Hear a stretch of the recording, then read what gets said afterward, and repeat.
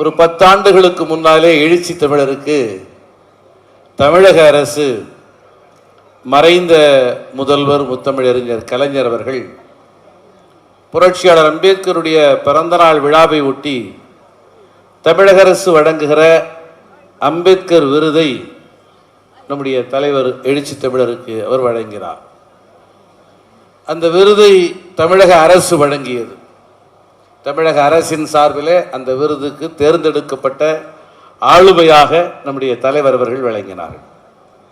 அந்த விருதை பெற்றுக்கொண்ட நம்முடைய தலைவர் சொன்னார், அம்பேத்கர் சுடர் விருதை ஒரு ஆதி திராவிட சமூகம் அல்லது பட்டியல் சமூகம் என்று சொல்லப்படுகிற தலித் சமூகத்தை சார்ந்தவருக்கு வழங்குவது ஒரு வழக்கமாக இருக்கிறது.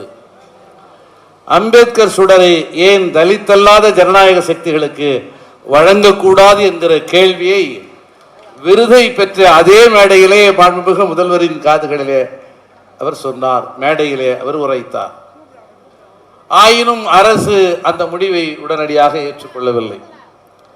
அரசு அந்த முடிவை ஏற்று நடைமுறைப்படுத்தவில்லை என்றாலும் கூட அதை தொடர்ந்து நமது கட்சியினுடைய பொதுச் செயலாளர் மரியாதைக்குரிய தோழர் ரவிக்குமார் அவர்கள் தமிழக அரசின் அம்பேத்கர் விருதை பெற்றார்.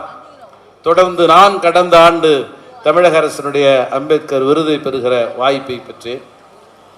ஆயினும் தலைவர் அவர்கள் கேட்ட கேள்வி அப்படியே தொடர்ந்தது. கேள்வி கேட்டு விடுவதோடு நின்று விடாமல் நாமே அதை நடைமுறைப்படுத்த வேண்டும் என்கிற நம்பிக்கையோடு நம்முடைய தலைவர் அவர்கள் தானே ஒரு விருது வழங்கும் விழாவை ஒருங்கிணைத்து அந்த விழாவில் பல விருதுகள் வழங்கப்பட்டாலும் புரட்சியாளர் அம்பேத்கருடைய பெயரிலே வழங்கப்படுகிற அம்பேத்கர் சுடர் விருது மாத்திரம் தலித் அல்லாத சமூகத்தை சார்ந்த ஒரு ஜனநாயக சக்திக்குத்தான் என்கிற அடிப்படையில் கடந்த 10 ஆண்டுகளுக்கும் மேலாக இந்த விருது வழங்கும் விழா நடைபெற்றுக் கொண்டிருக்கிறது. என்ன நடக்கப் போகிறது என்பதை சொல்லுகிறவர்கள் ஜோதிடர்கள், என்ன நடக்க வேண்டும் என்பதை சொல்லுகிறவர்கள் நம்முடைய தலைவர்கள். விருதுகளை பெறுகிற இடத்திலே இருந்த விடுதலை சிறுத்தைகள் கட்சி விருதுகளை வழங்குகிற இடத்திற்கு போக வேண்டும் என்று தலைவர் திருமாவர்கள் இந்த நிகழ்ச்சியை ஏற்பாடு செய்தார்.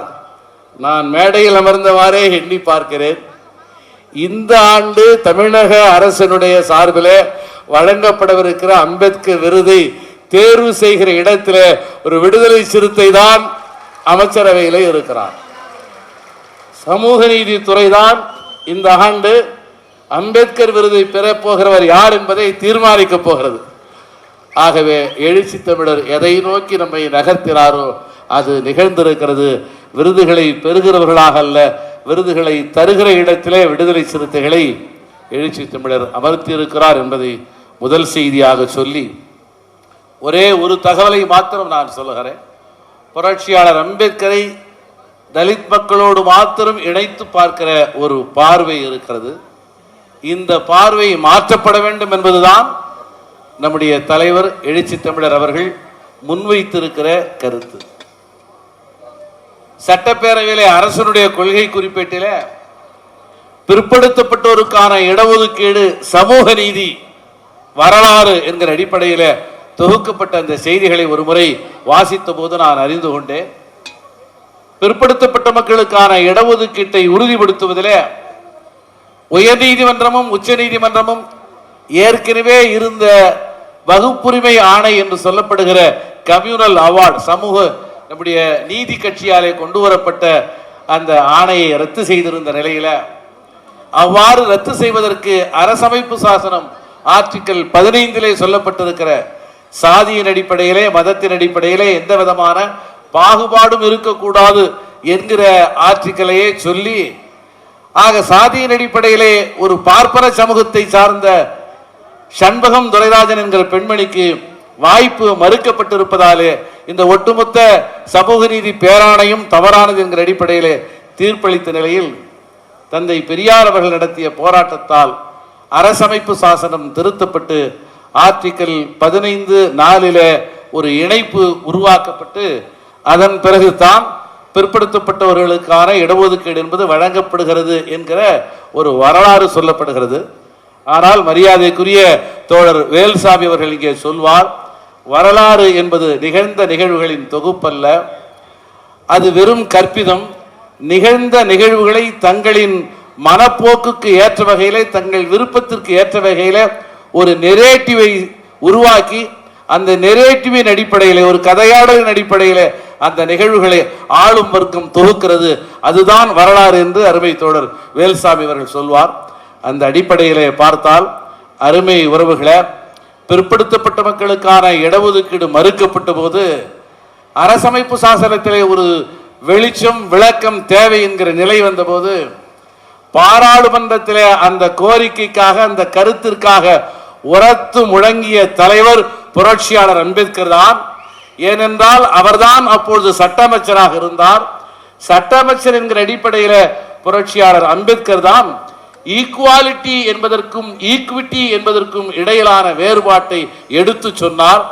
டிஸ்கிரிமினேஷன் என்பதற்கும் அஃபர்மேட்டிவ் ஆக்ஷன் என்பதற்கும் இடையிலான உறவுகளை எடுத்து சொன்னார்.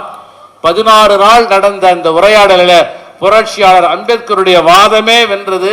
அதனால்தான் அரசமைப்பு சாசனத்தில் பிற்படுத்தப்பட்டவர்களுக்கும் இடஒதுக்கீடு தரப்படுகிற வகையில் அரசமைப்பு சாசனம் திருத்தப்பட்டது.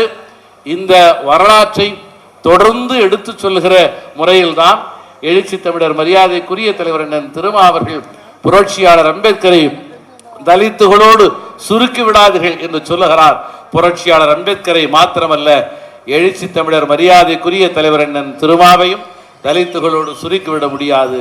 அது ஒட்டுமொத்த தமிழ் சமூகத்தின் அடையாளம் என்பதை ஆகஸ்ட் 17 தமிழ் தேசிய எழுச்சி மாநாட்டிலே நிலைப்படுத்துவோம் என்பதை சொல்லி தந்த வாய்ப்பிற்கு நன்றி கூறி, சான்றாளர்கள் விருதாளர்கள் அனைவரையும் நெஞ்சார வாழ்த்தி நிறைவாக எழுச்சி தமிழர் உரையாற்றுவதற்கு இடம் விட்டு அமர்கிறேன். நன்றி, வணக்கம்.